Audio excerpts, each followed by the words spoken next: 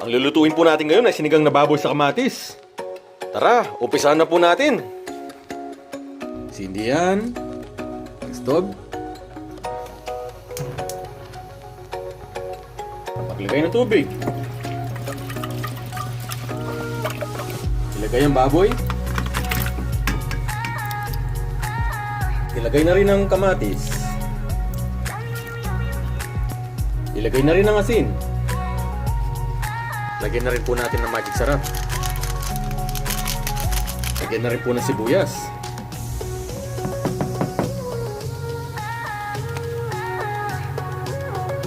Takpan natin at hintayin kumulo. Ayan, kumukulo na. Tanggalin po natin itong bula-bula na to.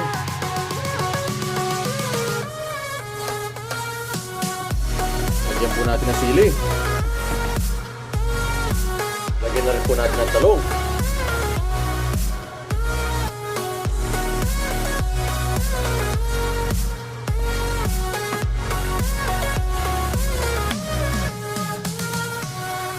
Takpan po natin hanggang sumambot ang talong.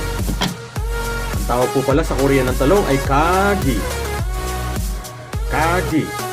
Na pechay ay shigumchi po ang lalagay natin o spinach. Ang tawag po sa Korean, shigumchi. Yan ang ating lesson for today. Sa sinigang na baboy sa kamatis, Korean version. Tikman po natin.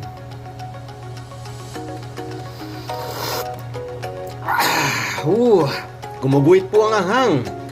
Panlaban sa corona virus. Ayan, luto na. Ready to eat na for dinner.